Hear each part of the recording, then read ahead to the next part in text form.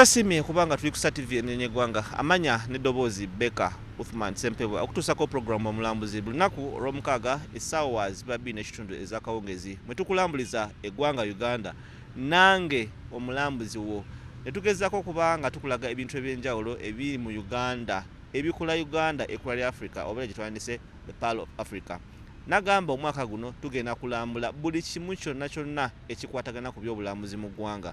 Naye nga munange olunaku olwaleero nate nga we tuze tulaba emabega tuze tubaleetera ebintu eby'enjawulo ebikujjuko eby'enjawulo naye nga bino byonna biri mu nsika y'ebyobulambuzi. Tugezaako okulaba nga tutumbula ebyobulambuzi mu ggwanga Uganda. Olunaku olwaleero nate tugenda kubaako omugenyi waffe agenda okuba nga tulambulira bye tubadde tutambula bye tubadde tuyikira nga tugezaako okuba nga tutumbula ebyobulambuzi naye nga tuyita mu nsike y'abannalulungi ab'ebyobulambuzi. Omwaka guno twagezaako okugamba ndowooza gibadde mwezi gumu oba emyezi ebiri gye tuze tuba nga tutambula nga tugenda mu regions ez'enjawulo kugezaako okulaba nga tuyamba abaana bano ab'obuwala abagezaako okuba nga abeesimbawo mu nsike y'ebyobwannalulungi ebyobulambuzi oba kye twandise Miss Tourism. Kakati Serena olunaku olwaleero empaka zino gye zaggweredde nate ne tufuna omuwanguzi wa national agezaako eyawangudde oba yalidde ensike mu banne bonna aba regions ez'enjawulo. Regions ziwerako bagenda kubanga bazitunyonnyola era nga nagezaako kubanga nazo nzikulaganga bwe zifaanana. Nate munange emikulu gyabadde ku Serena Hotel era nga Nalungi yasinze okulya empanga mu bannaabwe yakwasibwa n'ekirabo ekyenjawulo eky'amaanyi kye tujja okuba nga tulaba ate nabo babeere nga bagezaako okuba nga batunyonnyola.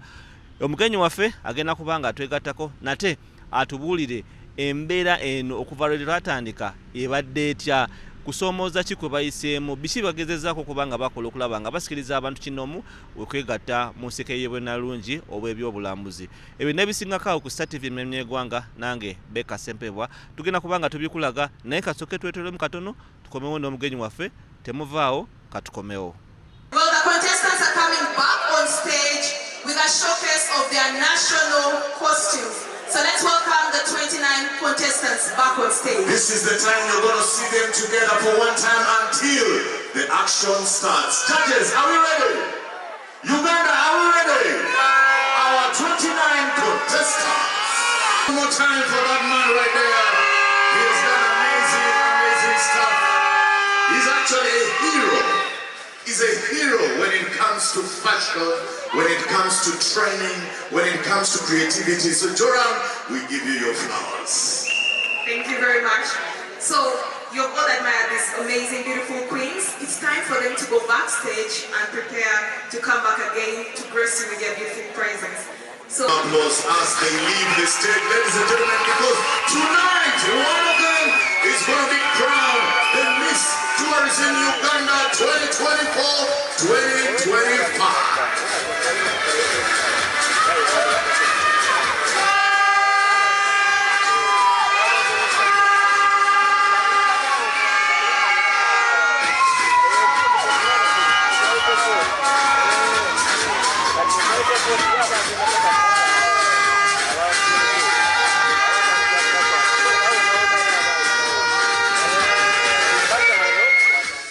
Kansubire nti ekifaananyi otandise okuba nga okiraba be abaana munnange abagezezaako okuba nga ate batulaga ebyenjawulo biki bye basobodde okuba nga bayolesa ebitono byabwe wali ku Kampala Serena Hotel emikolo gino emikulu egyabadde. Nga we nakusuubiza nti nate ndina omugenyi wange agenda okuba nga agezaako okuba nga atunyonnyola byonna ebikwatagana ku mpaka zino zatandika ddi bazze bakola batya paka olunaku olwaliro we ate tusobodde okuba nga tuli ku Serena emikolo egya national wetugikwatidde. Musajja ono si mupya nnyo ku maaso gaffe era emabegakaawo twagezaako okuba nga tumubalaga nate tukomyewo n'olunaku olwaliro agezeeko okuba nga tunyonnyola embeera ki gye bayiseemu batandika batya kyetaagisa ki omuntu okuba nga abeera mu mpaka zino ez'enjawulo batandikirawa ebyo byonna tugenda kuba nga tubifuna ate abeere nga atunyonnyola. Tusanyusa okusaba ssebo. Kale ssebo mwebale kunkyaza. Nze Lujja Ivan.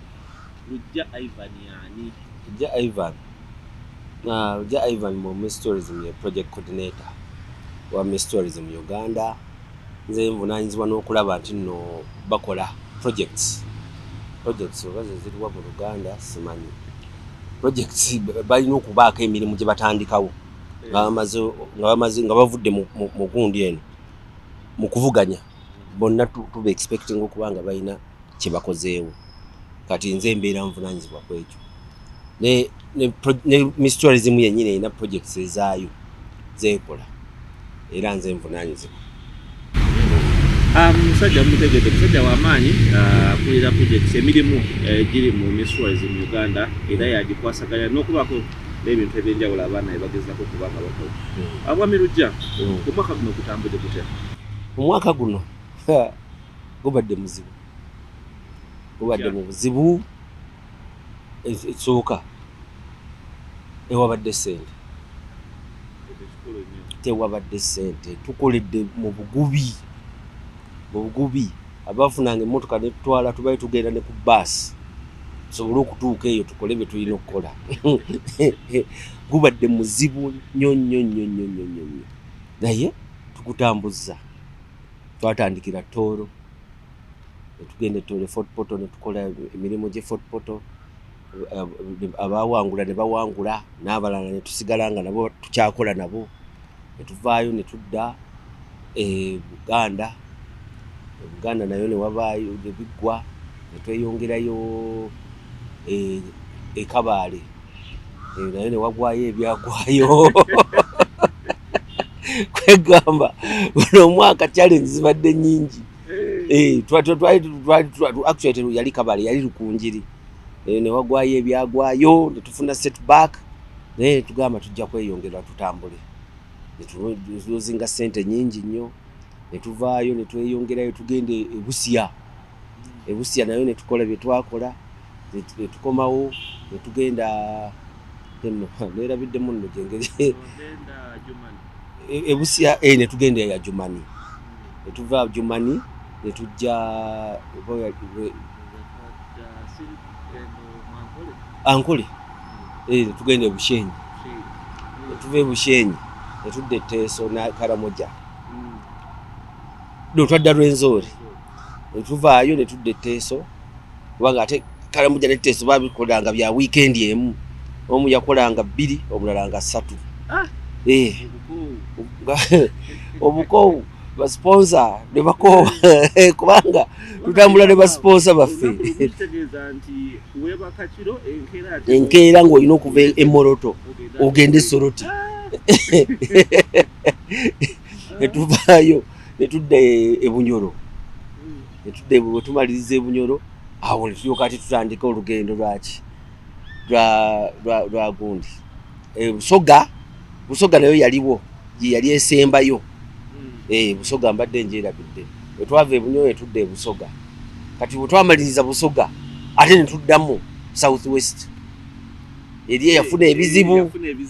Yafuna ebizibu. Ye yasemberayo ddala. Ne tukola South West. Kati awo bwe twamaliriza South West ate nga tulina okuyingira bootcamp week eddako. Twawumulamuko ka week awo naye ate oba tuwummudde oba olina byokola byemukola mutegeka abaana bawala bajja mulina obbategekera. Ne tuvaayo ne tudduka tukola ki ne tutandika bootcamp nga 26 August ne tubeerayo weeks 3. Mu bootcamp omwo ate tukola bye twakola nga tulina okuddayo e Moroto. Moroto ani tulina gundi gye tugira talent night naye tugitambuza. Omwaka guli yali gundi yali Ajumani. Guno omwaka ne tugitwala e Moroto naye twaliko Ejjinja ne tubeerako e Kalangala ne tubeerako yewawalala. Bwetyo tugenda tugitambuza. Ogwaddako awo 2022 twali wano mu gundi twali Ntebe naye tugenda tugitambuza. Omwaka ogujja simanyi wabwe tulaga naye tujja kulabira awo wabwe tunaagenda. Lukunjiri nayagalayo Lukunjiri eyo twalirabye tukikola naye tujja kulaba. Kyetaagisa ki okuba nga mutegeka ebintu bino okuviira ddala wansi omutendero gwa wansi ogwaliwo? Omutendero gwa wansi omanyi twali tu decentralizinzeemu kati nga buli region erina agikulira. kati naye aba alina okubeera eyo n'anoonya engeri gyagendo yavunanyizibwa okufuna region eyo. Alina okumakinga sure, alina okulaba ng'abaana abawala abo abagenda okuvuganya abafuna ab'ekifo ekyo n'abanoonya. Alina okulaba nti nno wetugenda okukolera weewali, alina okulaba nti nno abantu b'omu kifo ekyo bategedde. Ebyo byonna alina okubikola nga ffe tuyambako tubasayininga contract ne bakola naffe okukola ebintu ebyo nga tubayambako ne batuyambako, bwetyo tuba tweyamba.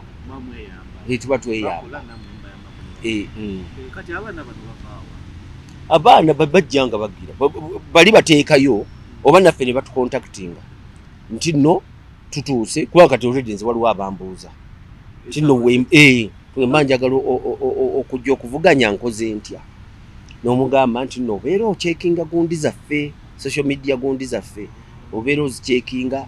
Kati abamu bannaabwe be babagamba tyagenda ogenda okole ki, kitusanyusa kubanga oli waba yakivaamu oba akirimu n'aba ng'agamba banne nti mugende eyo, kiba kitegeeza mukola bulungi, akirabamu omugaso. Era abasinga bannaabwe be basinga obbagamba nti agenda okole kigenda, naye waba nga si wa mu region eyo nga w'Ekaramoja ate ono ow'Ebunyoro ayinza omugamba nti genda Ekaramoja weesimbewo. Kino ekintu kirimu gundi, kirimu omulamu. Kati mwe nga bakalabalaba ba region ezo tutambudde ebitundu byonna byo nozirabye omwaka guno, regions tuyinza okugamba nti nene badde stand out kuzinaazo. Yona regions ezistanding out mu ngeri gye zikolamu organization zaazo. Kati wawo region Teso organizing ekintu kyabwe kyo bakitwala nga bali serious ku kintu kyabwe, era bo wetumaliriza tebalekeraawo, basigala bakola emirimu gyabwe, bakitwala nga kintu kikulu, bakitwalira ddala. Aliyo muwala waffe naye yali queen, naye queen kati ye ekintu akibeeramu, ate bakola company ekirwaninga, balina company ekitambuza, si muntu omu bagira. Era generally tuba requiringa tubeetagisa okuba ne team, balina okuba n'abantu bakola nabo. Teso etera okukola ekintu ekyo obulungi, Buganda etera ekikola obulungi. Yani omulala bagenda okunyiigira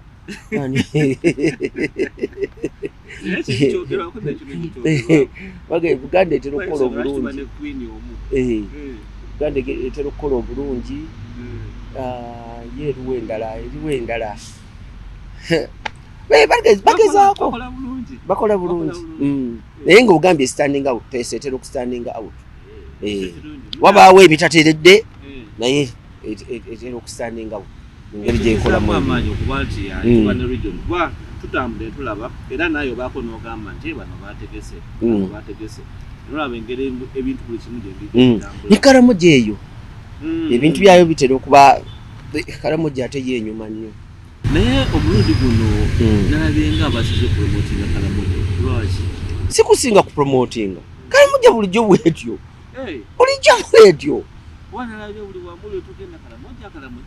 Karamoja bulijjo bwetyo, ate lwakuba ku luno babadde bakava mu festival nga bakoowu, naye bwe bajja wano era badominatinga ne batuuka gwe ekifo ekyo kyonna ne bakijjula ne bakola ki. Kati twageza okulanga ne Gezito Vona ayambadde Karamoja ate nga ne talent night twagikolera eyo. Ndoze emyaka oba ebiri oba esatu giwedde ba finalist abasatu baddeko mu Karamoja. Bo simanyi oba babadde nsaaga ne gundi waabwe cluster head waabwe, naye mwambuka eyo waggulu mu lusozi.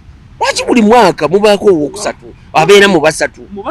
N'agamba nti kati twabadde tusaaga, n'agamba twambuka naye nga tebambuka.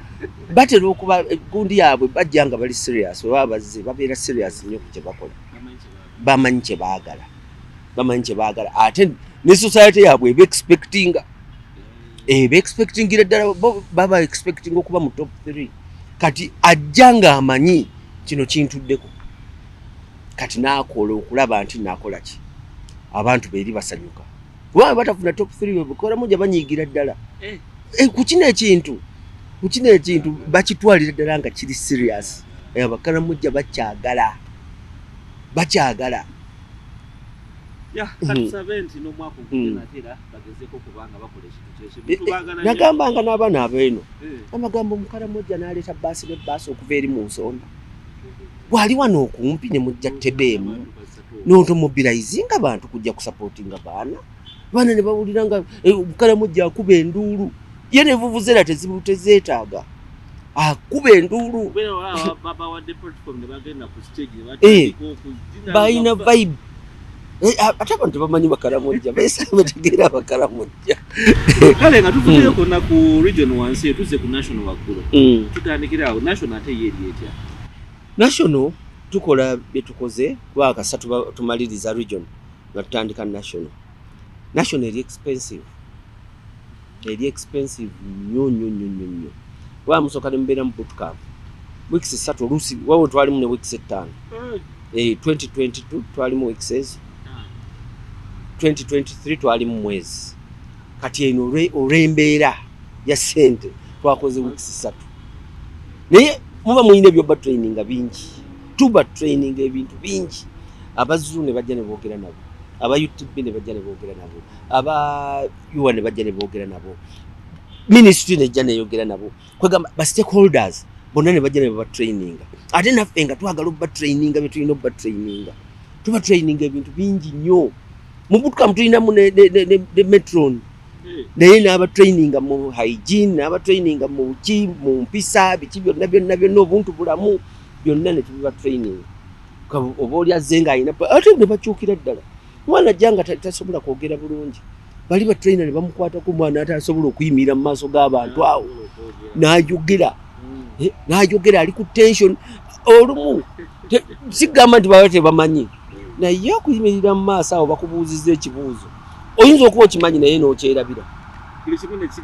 Kati nze mbadde wano nga nkubuuza nti pozi bakiyita batya mu Luganda naye nga nkimanyi. Naye kati nze naawe bw'omu. Naye kati oli abeera abantu 2,000 bamutaddeko amaaso. Bajja mubuuza Zaakayo kyeki. Zaakayo amubule. Ninga amumanyi amubula lowooze ku Zaakayo w'omu Bible omuwooza. Ninga amumanyi. So abaabalo tebaba nti noba tebamanyi bintu. Baba babimanyi. Naye embeera ebeera awo yebeere gundi. Kati training ate tubateekamu ebintu bingi nnyo mu kiseera kimpi nnyo. Kati ebisinga batandika okubitegeera nga kiwedde. Awo ne batandika training tekoma. N'osigala ng'oba traininga n'obalaga projects zikola bwe ziti. Waba n'ebya tourism tubeera awo nga forever we tuli. Waba ali interested kubanga bamu bajjanga tebali nnyo interested. Nga ye aze ku competing ye competition yemukolera. Naye oli najjanga ddala ali interested mu tourism. Asigala akuliko. Ladies and gentlemen, without any further ado, I will hand over to the judges. May we please keep silence. This is their moment of truth. Guys, you will not hear contestant lose because of your rural-urban excitement. Please, let's calm down. Let's calm down. We have a few minutes to go. And now the judges can fire away their questions. Thank you.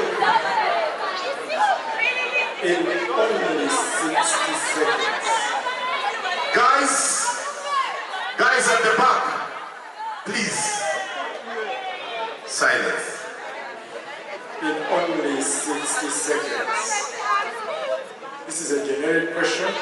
Each one of you is going to come on the microphone and give us an answer in only 60 seconds.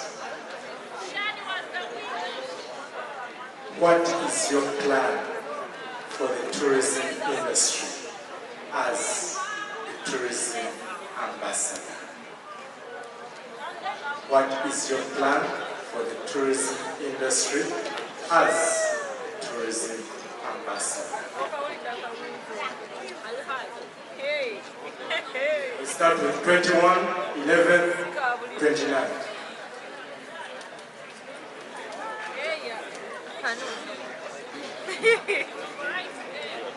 Thank you so much for the question. My plan for the tourism industry lies in my project. My project that is already ongoing involves a cultural event that is called a drama experience. I've been doing this and very many people from different regions have been attending.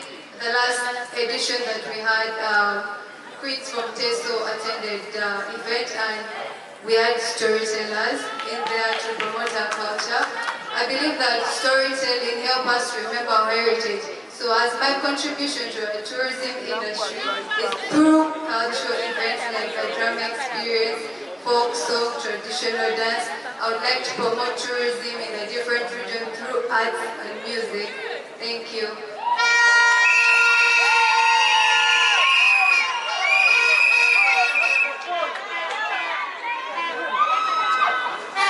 Thank you so much, judges, for that question.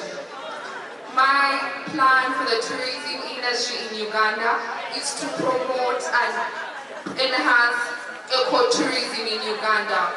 Ecotourism is about planting trees, and a tree is something that all cultures, all people, irrespective of their background, it is something that they all cherish. When you plant a tree, you save the future for tomorrow. You address things such as climate change. Because for every tree that lives, there are about 2.3 million species thriving because of this tree. Thriving for shelter, thriving for home. My project and my plan, therefore, for the tourism industry in Uganda is to educate people, firstly, about the importance of planting trees, and also to plant these trees to encourage them, and I will be actively participating in the plantation of these trees, not only in my home district, but in each and every area, in order to meet Uganda. Thank you.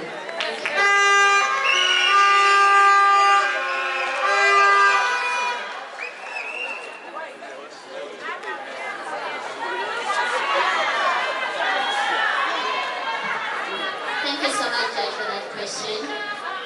My role as a tourism ambassador would first of all be promoting innovation in the tourism sector. We can see that ICT is lacking in this country. We have tourists that come into this country, we don't have data about them, we don't know the exact steps they take and the places they visit to. If we can manage this data, we are going to have a brighter tourism sector. Secondly, I would engage in empowering the community. My project is about smart agro-tourism farms. If we can have mini agro-tourism farms like greenhousing, tell me how many people are going to empower in this country. Then lastly, partnership. If we can not only deal with the Ministry of Tourism, we can also engage other stakeholders like the government, companies that work abroad to ensure that we partner with them to promote a better tourism sector in this country. Thank you.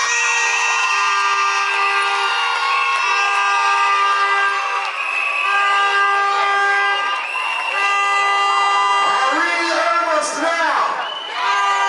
People, are we almost there? Ladies and gentlemen, let us appreciate our top three one more time.